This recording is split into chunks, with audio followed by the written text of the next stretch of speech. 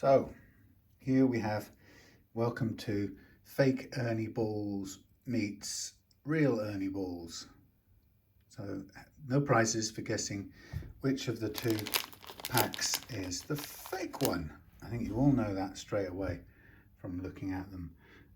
It's the darker one. So the genuine, I'm hoping, I'm assuming the genuine one, I'm assuming as in I bought it from a reputable dealer, is that one. And the one on the left is the cheaper Chinese origin, Chinese originated. Now, you know, that's just the packaging thing. So first of all, it's, this one's got more air in it than that one, but that doesn't mean anything. You can't push the air out of this one, but you can push the air out of this one. How about that? So that's not very vacuumy, but that's an interesting first observation. So the air pushes out of that, but it doesn't out of this. I'm not sure if that's true of every single Super Slinky or every Ernie Ball genuine string in the world, but this isn't airtight. This is. First thing, I wouldn't have known that had I not stamped on it.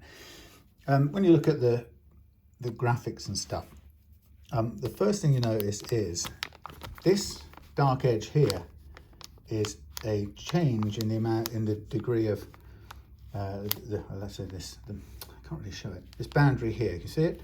Between the pink and the shinier pink. It's a metallic flat color, or it's a metallic, less metallic boundary. It's not a color change, right?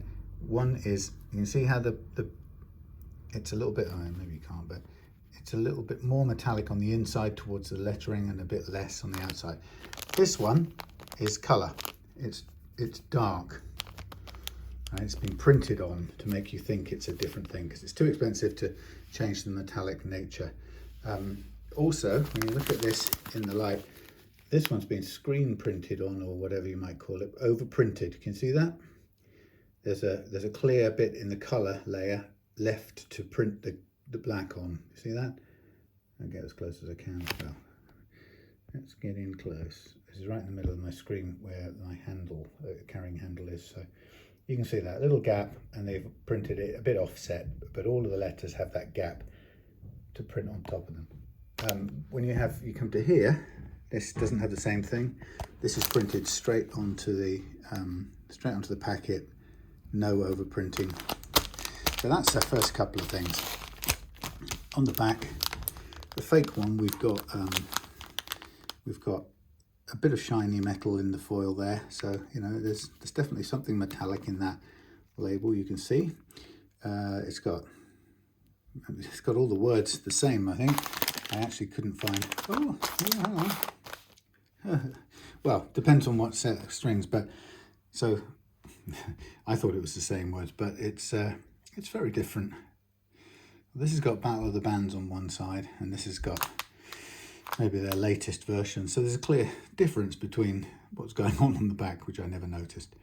And if I could stop it shining, which I don't think I can very easily, you could probably take some time. If I get a zoom in on this, you could probably get some time to figure out what the differences are going on here. I can't seem to get it to work. There you go. That's considerably different. Everything's different. Now, to me, that doesn't mean I know that that one's automatically not a true one. They've probably copied, knowing the Chinese fakers, they've probably copied a packet from a particular point in time which was relevant, and now this is probably a much later thing that's more relevant. So what I've decided to do is, putting this to one side, I have extracted the strings from there, and what I'm going to do now is put this down for a minute somewhere where you can see, and I'm going to sacrifice a set of real Ernie Balls to see the inside. Now, I can tell you first of all, the foil here is much shinier, much more metallic. There was foil, the other packet was foil, but it was a duller, maybe thinner foil. And then we get to the string packets inside, and my first impression was that the original, when I handled these, the paper feels softer, a bit more crumpled, but it has almost identical printing, barcode. It's got the same number on it. This feels a bit sharper. You can see the construction of the packet, for what it's worth, is slightly different. Look at the corners. Folds over with the diagonal corner going in there. This one folds over inside or something. It's done a different way altogether. So over here I've got a spare set of nice Ernie Ball custom gauge. And when you get down to the bottom one, you can see because it's stored in compressed air, it doesn't get crinkled. Whereas if you go down to this one, actually it's not too bad, but this is still a little bit more crumpled because there's nothing, there wasn't much holding it, keeping it safe. Now I've got to keep these separate because I need to repack these and keep them for an actual guitar, probably this one, but I'll tell you about that in a minute. So the first thing I was going to look at is we need to compare them close up. So I'm going to try and just get the best shot I can from this fixed position.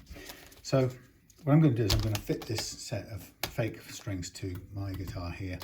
And I'm choosing this guitar because I know how well it stays in tune. Some people talk about the fake ones not staying in tune. I don't think, to be honest, I doubt that's to do with the string. Probably could be. It could be pulling off its coming off its little windings and stuff. But I think a lot of people have guitars that don't stay in tune full stop. And I think as soon as you put a fake string on, you might quite easily start blaming the string when in fact it may well be the guitar. So I'm going to put them on this guitar because I know how this guitar performs. So the first thing I'm going to do is I'm going to take them out and we're going to have this closer look. Now the first thing that came out is these have a sort of feel to them that made me think of Thomann budget strings, in that they have, it's hard to say, they're not very shiny, that's okay. And the Thomann cheap strings, the Harley Benton strings, feel slightly oiled. It's as if they've put some oil in there on the metal to keep it protected because the packet isn't very safe. Now here we have the Ernie Balls, and straight away these come out shinier. Now if I put these two together, let's put them down and let's see if we can get the closest, best look at this. Sorry about the messy table. So this will be good for a still. So there we have the sort of slightly dirtier looking, less shiny fake string, and on the right we've got the clean Ernie Ball. And the Ernie Ball string to me sort of feels like it's springier, and I don't know what I exactly mean by that, but that's my impression. It sits more tightly coiled in the fake one. This one seems to be wanting to, you know, spread apart and come out quicker, but who knows.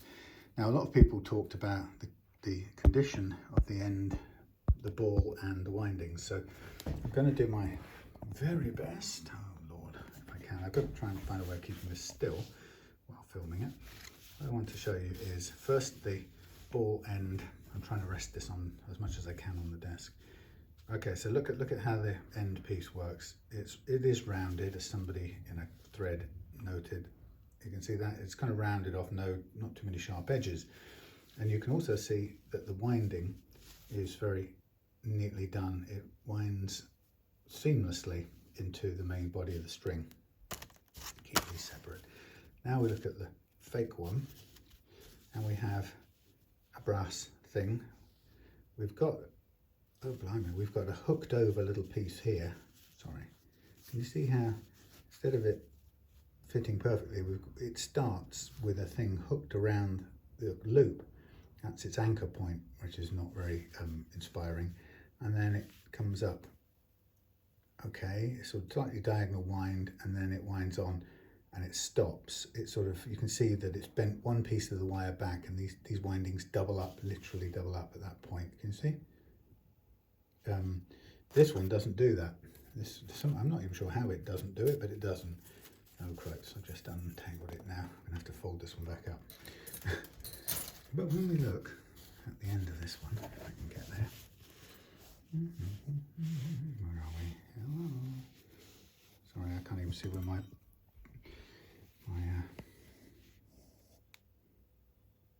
camera is. Thank you. I'm sorry, it's very hard to see. Okay, that has a little step, but it's not as much. So it's, yeah, similar technology, but anyway, like people said, this one is smoother and it doesn't have that hooked piece of wire. In fact, it has a piece of wire right down in the corner there, which looks like it's tinned on there, soldered before it starts wrapping. So soldered before it wraps, and here, let's take it out of the packet or untangle it as well. Here we have, where are you? Come along now, there you are. Okay, so here we have that huge grate. So instead of soldering it to the wire, to that loop wire, the first bit of the coil is bent through and just left hanging. You see that?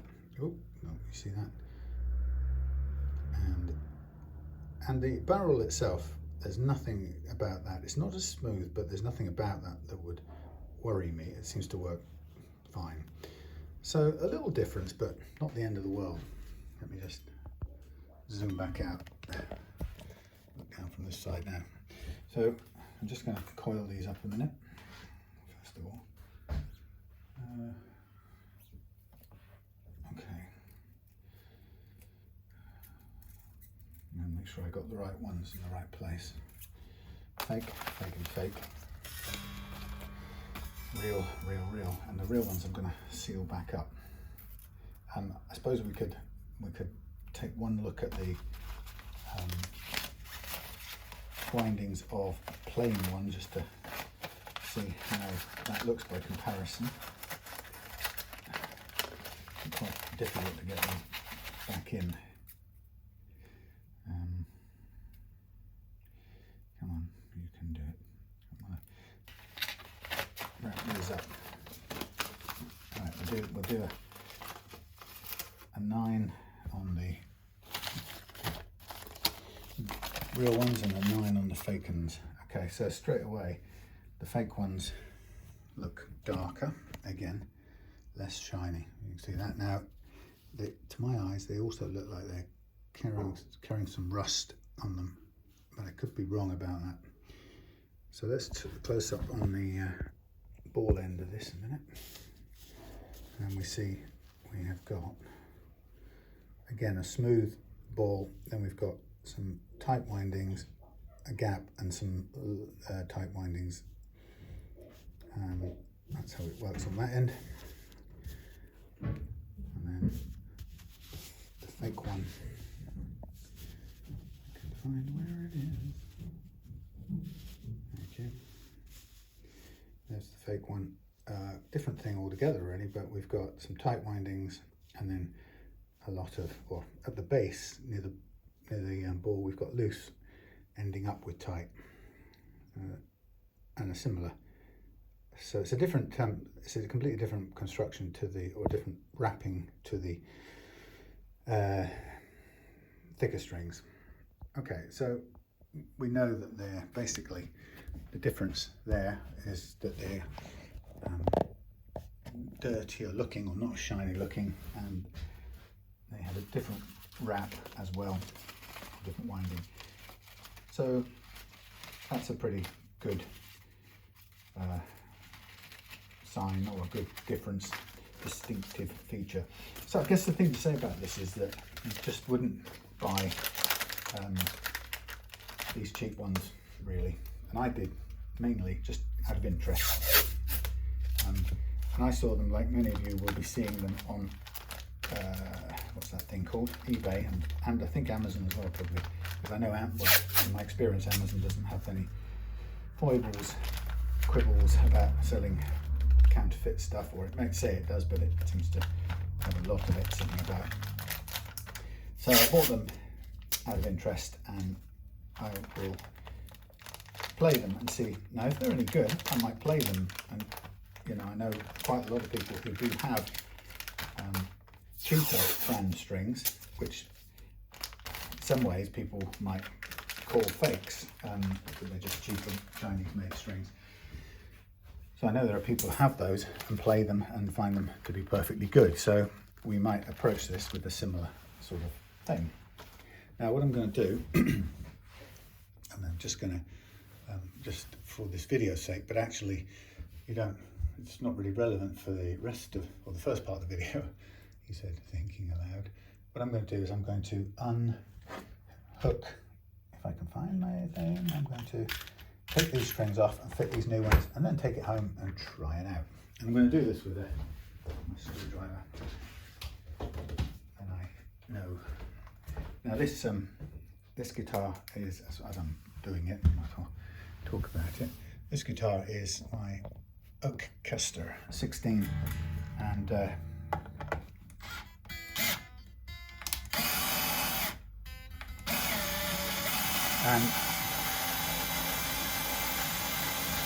can't talk while I'm doing this.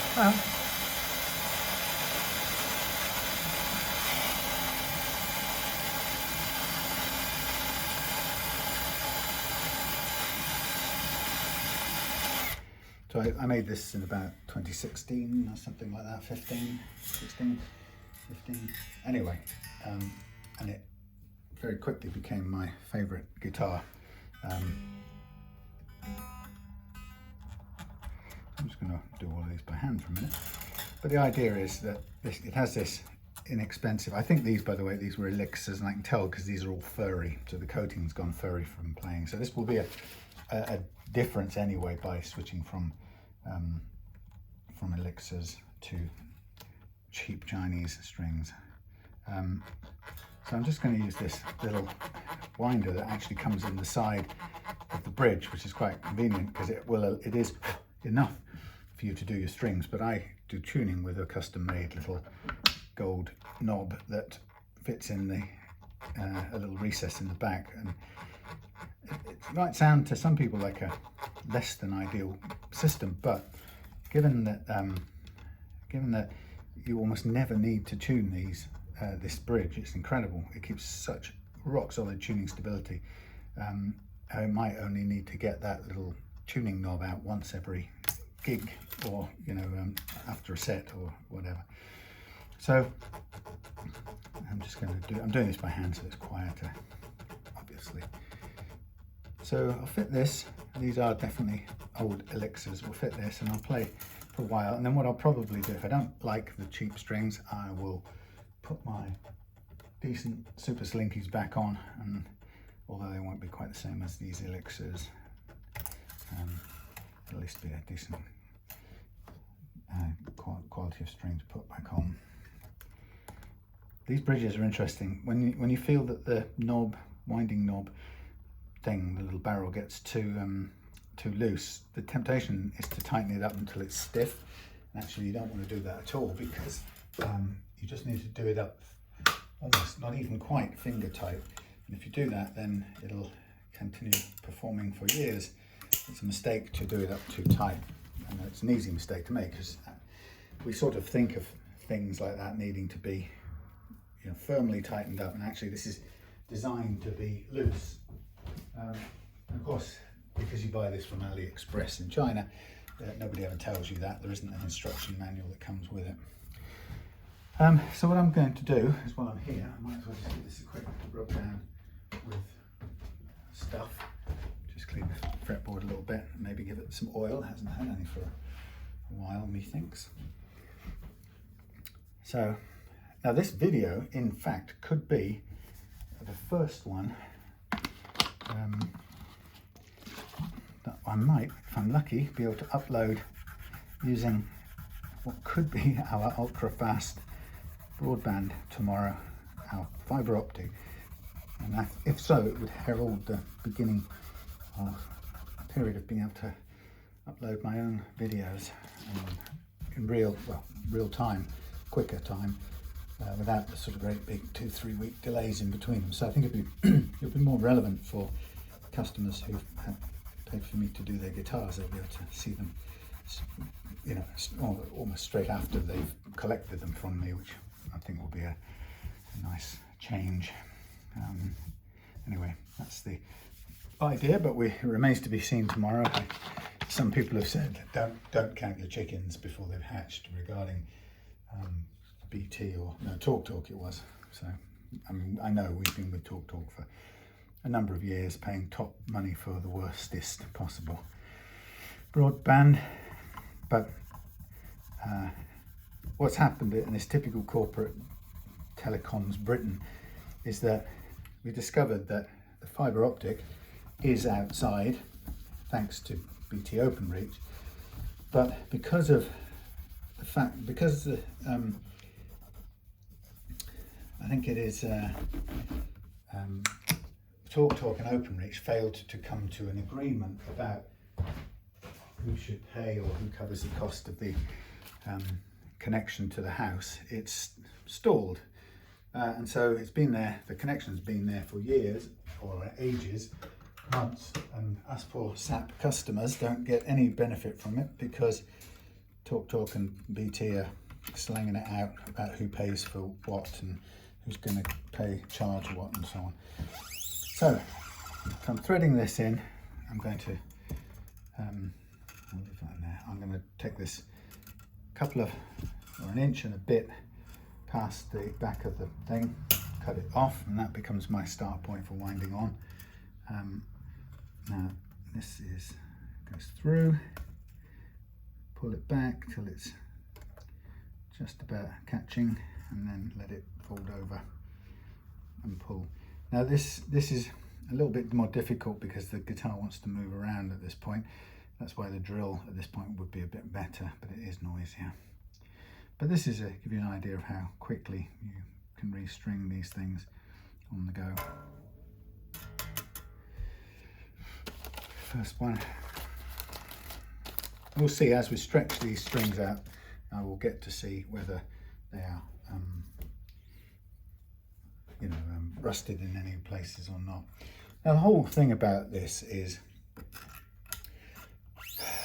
I do have a point. I do have a moral stance or an ethical stance, if you like, on this, and I'm not in agreement with it. So even if these strings were great, it turned out to work perfectly well, I still think it's wrong to what the Chinese do with this, because they are passing off. It's as simple as that. If you've got some strings that are decent quality, then sell them as your own brand, which clearly some Chinese manufacturers do. And by all accounts, some of the people who watch my stuff and talk, come here on Real Love Guitars Facebook page, many people use those strings and rate them fairly highly, say they're perfectly good for what they need. And I think that's the way to go. Of course, the reason people pass things off is because in passing off, if you get somebody who doesn't know what they're buying, utility type of product like this, it's not really a lifestyle product. If you get someone who thinks these are Ernie Ball, then they'll buy them, and you will sell your Chinese made strings to someone who's paying you a premium because they think they're getting Ernie Ball stuff, which obviously they aren't. If you sold them under your own brand, you obviously take a sort of hit that you will not get as many sales, or you might have to take you as many years as Ernie Ball did to build up a reputation for quality, if ever get that. So of course that's why there's the advantage or the appeal is in passing off.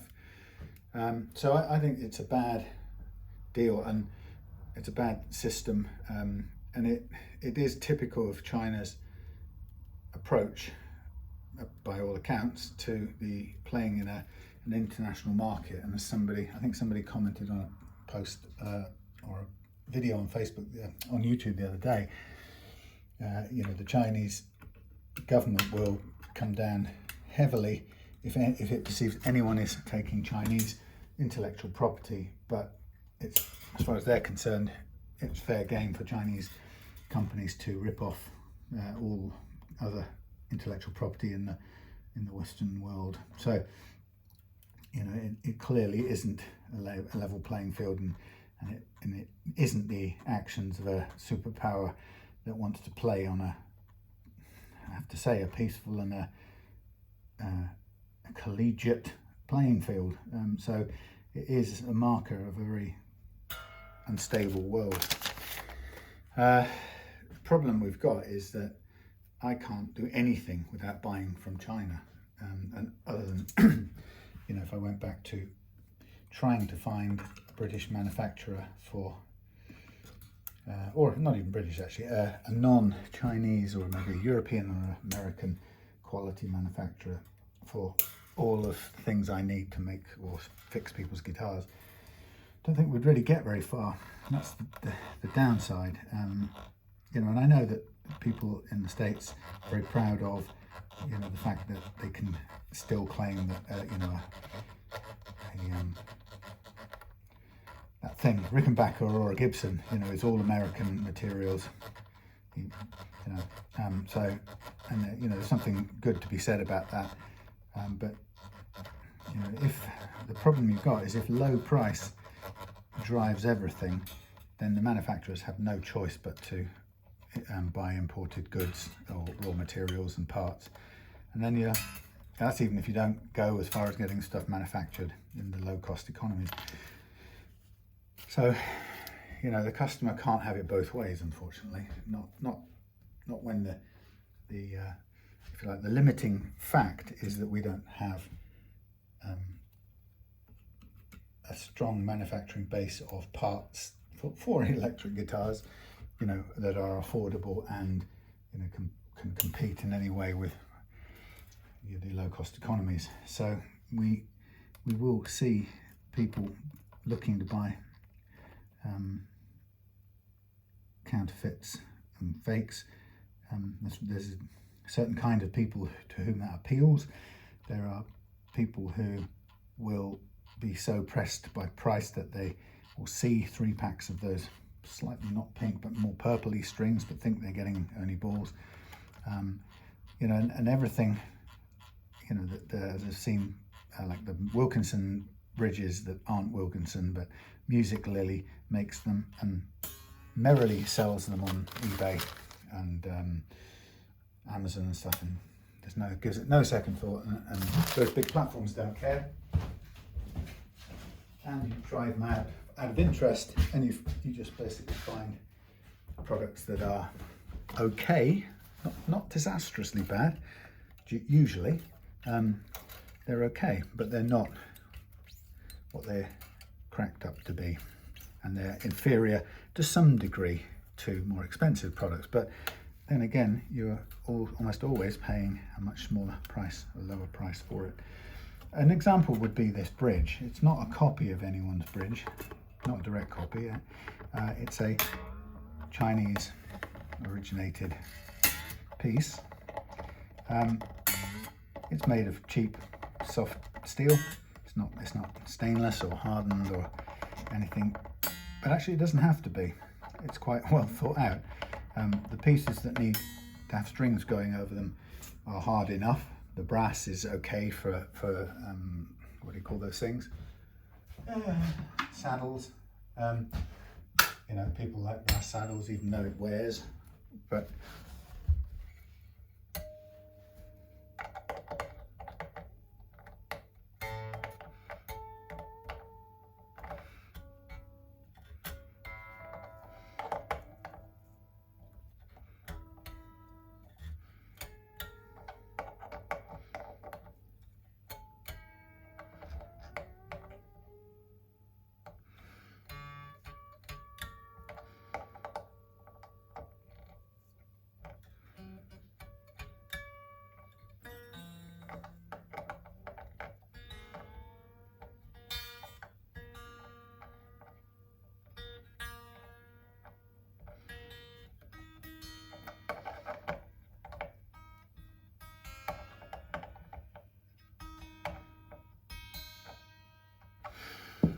well, first test.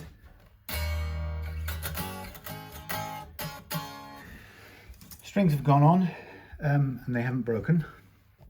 So the thing's kind of, I don't know what you can see here, but the thing's tuned up first of all. I'll do a little bit more stretching. Now, if these were Thomann strings, at this point I quite often find them coming unraveled, particularly on the high E. And I mean unraveled, not at the nut or the tuning end, they unravel at the ball end where it's put together. So there's an inferior locking process, which possibly these have. So I'm just giving them a bit of a tug in to get rid of as much of the slack as I can. And we'll take another note.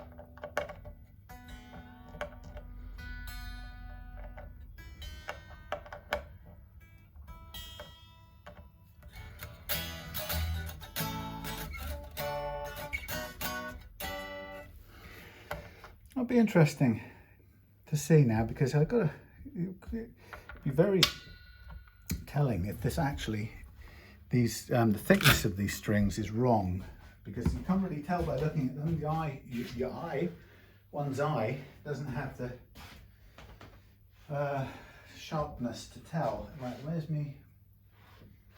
I've lost me plug-in thing. Okay, I've hung them up somewhere else down here. Yeah, I mean, this could be where the difference is. If this won't tune up, then what we'll be able to tell basically is that it's the composition of these strings is miles off, because the guitar will be tuned up. Sorry, the saddles will be positioned for a consistent, reliable brand of strings fitted to this neck. And the only thing we've changed now is the string, which could mean the composition of the string is changed, the mass of it, thickness of it, right down to the winding and how it's put together and so on. So there is a chance that we might find that this doesn't work. So there's a in tune. That's intonated. So let's do them one by one. Whoops.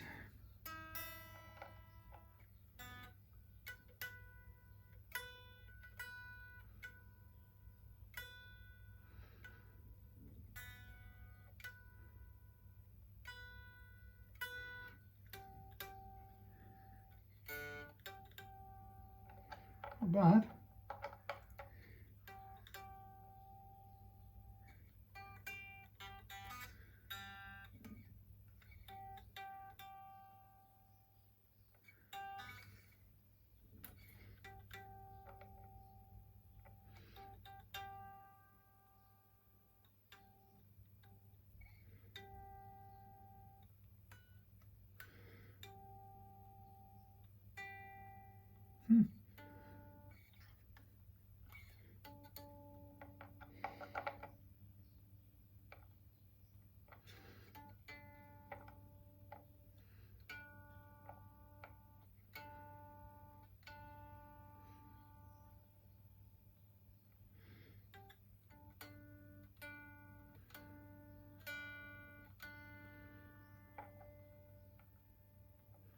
It could be the wound ones go wrong.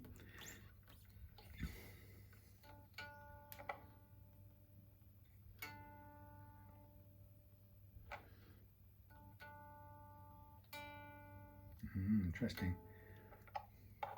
So the first one that's out is the D.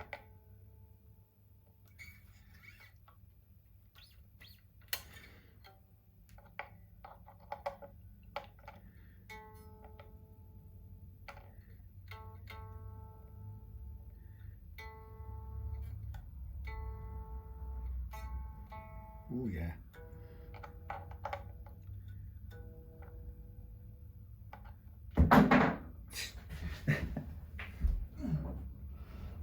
Okay. Well, this will be an interesting report.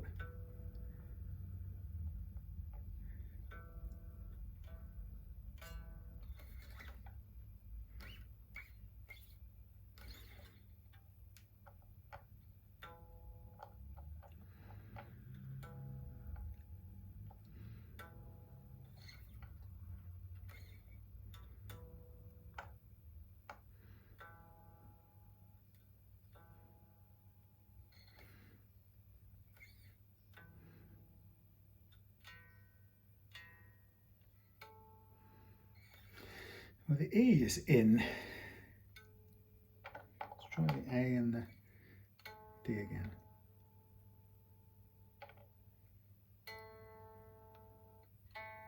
The A is way out. Interesting.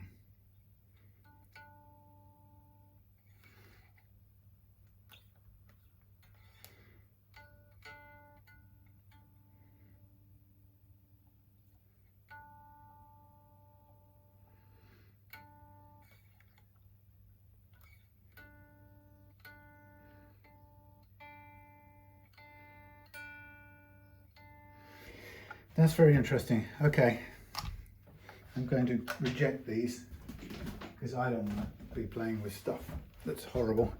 So, what we can see right now. So, verdict. First of all, the D and the A are wrong.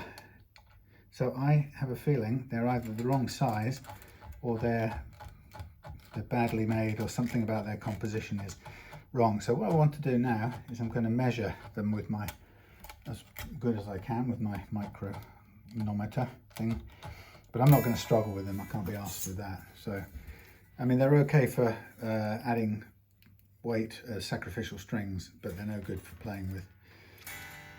So okay, that's come in at 30. It's supposed to be 32 hundredths or thousandths, is it? Can't remember which. Hundredths. So let's write it down. So we got E, A, D, G, B, A. A is coming at 0.32. No, it's not coming at 0.32. What's it coming at? Come on, help me. 0.03. What's it coming? Come on, Samuel. 0.03. 0.03. So that's hundredths. Yeah, 0.03. 3 hundredths. So that's 2, and it should be 32. So that's small. So it should be 0.032 according to the packet. This one should be 42. I bet you'll find this close to 42, given that it intonated all right. And I think we'll find that the D is wrong as well. And we might find the other ones are good. But it's no good if you've got 2 out of your set is junk, because you'll just be wasting your time.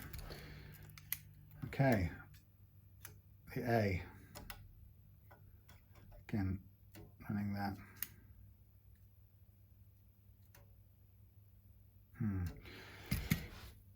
40, 0.0445, I think that's coming at. No, let me see how this works. 0.0405,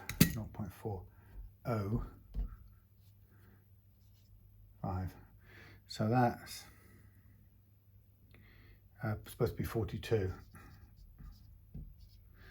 The D is supposed to be 24. The G is supposed to be 16. The V is supposed to be 11. And the A is supposed to be the 9. So the D is, sorry, the E is slightly out, but a little less than the A.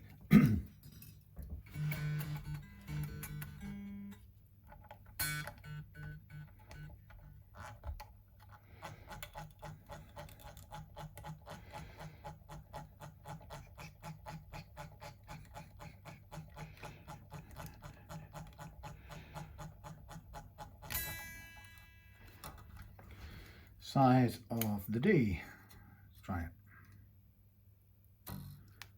D is 25. It's supposed to be 24. So that's wrong. But it doesn't necessarily explain why that would also, it's oversized, whereas the other one is undersized, and they're both flat on the 12th fret. But hey, who knows? The other slight challenge on this is the position of the saddles here. There's not a lot of room on these bridges. So the G is coming at 15. Yeah, 15.